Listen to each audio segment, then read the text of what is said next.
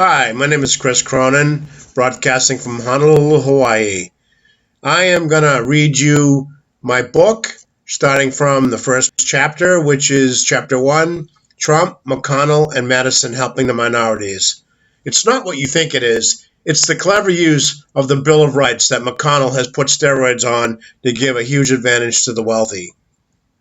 Chapter 1, first paragraph. Our political system is based on a federal presidential republic and therefore is governed by elected representatives and by an elected leader, such as a president, rather than by a king or queen, which stems from the Constitution created by our founding fathers, which James Madison being particularly influential. He wrote the Federalist Papers that defended new additions to the Constitution, such as the Bill of Rights, which further added protections for the minority party, which at the time, back when the Constitution was written, were the rich landowners. What they did was the Bill of Rights magnified the power that the minority had. However, in doing so, Madison had to convince the other framers that the only problem to this type of governance comes from the majority factions because the principle of popular sovereignty may prevent minority factions from gaining power. He said we need mechanisms to even the playing fields. Madison offers two ways to check the minority party's influence.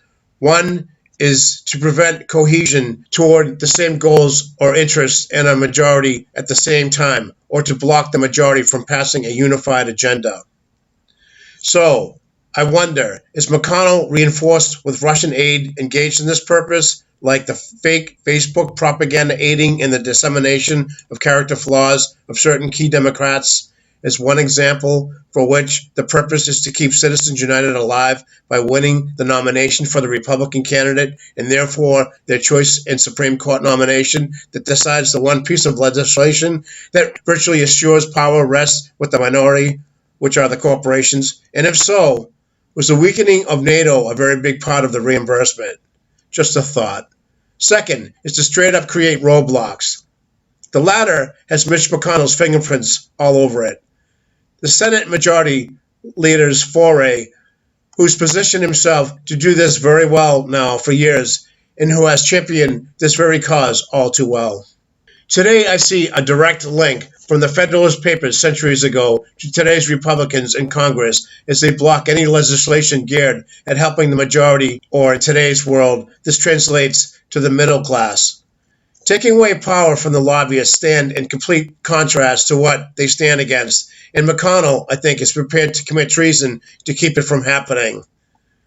Madison concluded that the larger majority of people could willfully pass statutes that may directly oppose the interests of the minority, and essentially what he meant here was to lose those who own substantial wealth via possessions like land or business, which then may be impeded by legislations from the interests from the majority. His fear was that the majority would then have too much influence over the minority, which could then enact its will through the democratic processes without much difficulty. Unfortunately, Citizens United has stolen almost all of the control away from the people, and if Madison were alive today, I'd ask him, is this what he would have wanted from the Bill of Rights? Or if so, should we now call it the Bill of Wrongs?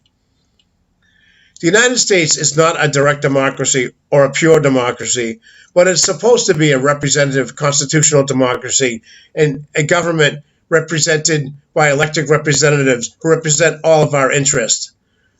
The way the Senate has concocted so much power for the minority, the wealthy, has to do with how liberal state like California, which has a population of 40 million people, but it only has 2 senators representing them, or 1 senator per 20 million people, as diametrically compared to the Dakotas, North and South, which are vastly right-wing Republican-led states, which has a combined population of 1.6 million, but has 4 senators representing them, or 1 senator per every 400,000 people.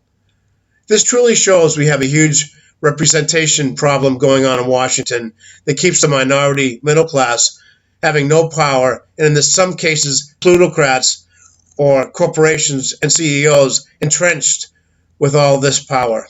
Redistricting or gerrymandering, which are the manipulation of an electoral constituency's boundaries so as to favor one party or class, has also aided in the wealthy holding power with less than half the majority, which happens over and over. This is one that both sides does, though. A republic is similar to a representative democracy, except it has a written constitution of basic rights that protects the minority from being completely unrepresented or abused by the majority. Being unrepresented is far from that, because in this case, the right-wing leaning corporate Republicans have figured this archaic formula out cleverly to their complete absolute advantage.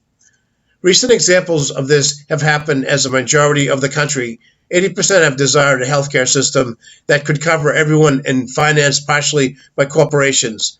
But the entrenched lobbying system allows corporations, such as insurance companies, control of what goes on politically, which so far has enabled them to favorably cast their Ponzi scheme insurance scam onto the rest of us through policy decisions paid to GOP senators through now legal lobbying by these same insurance companies. However, when Democrats push for a healthcare system for all, the protections given to the minority, the plutocrats, by laws such as Citizens United, have tilted the whole political scale drastically toward a prominent minority of plutocratic power grab, where the wealthy are setting themselves up currently politically being influenced by votes bought by corporate lobbyists. Our government is for sale by the highest bidder, and citizens lose out badly.